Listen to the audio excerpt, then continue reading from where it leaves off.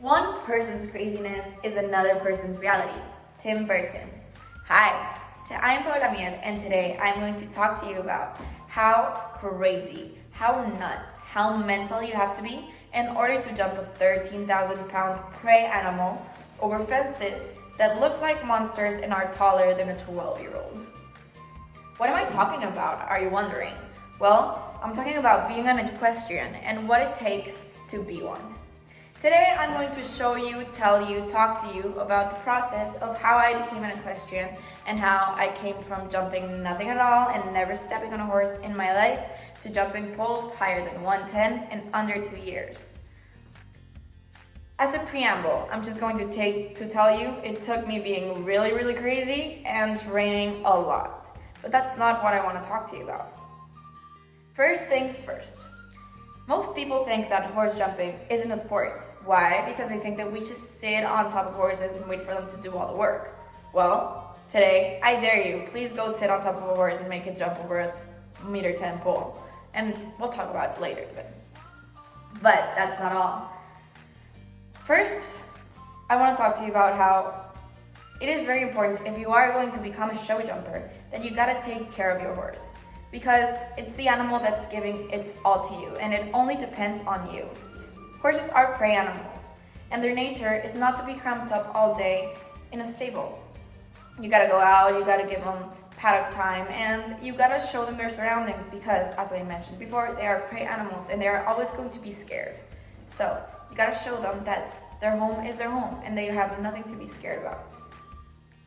Plus, you gotta take care of it. You gotta always be on top of the people that take care of them when you're not there, and you gotta always make your bed, check them, because they only depend on you. And since it's not their natural environment to be in a stable, it is very easy for them to get sick or to get fungi or things that aren't really in nature but are when you are pumped up and humidity reaches your legs. They can't bathe on their own, but you really gotta take care of your animal if you are going to become a show jumper. I started show jumping when I was 18 years old. Today I am almost 20. Like I told you, it took me less than 2 years to go to those from 0 to 1.10 m. But it really did. When I tell you it took a lot of training, it took a lot of training. Every time I get up off my horse, and it's only one, I check my watch and I have I trained harder than when I go to the gym, and I burned like 1,500 more calories than when I go to the gym. And that's how I'm telling you, it really is a workout.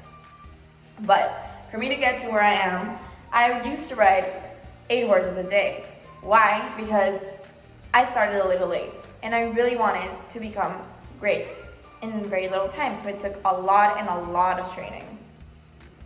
But that's not all. Today I'm going to give you a little bit of culture about why show jumping is such a controversial sport. There are very cool people that are show jumpers, but that is not what you should focus on. If you are going to become a show jumper, you should be kind to your horse and you should give it the proper training. Over the years, and with the many trainers I have had, I have realized that the most important thing for a horse is flat work. What is flat work for a horse? Flat work is like when you go to the gym and you do bench press. It's what gives you the strength to keep going and to jump over these poles. Today, I have to tell you that I do flat work 4 times a week and I only jump twice a week. I jump low one day and high another day because it is what is correct for my horse to feel good and to keep its articulations working. It took a lot of strength for me to be where I am today. And it took a little craziness. Well, not a little, maybe a lot of craziness. But today I have to tell you that it's what has helped my mental health.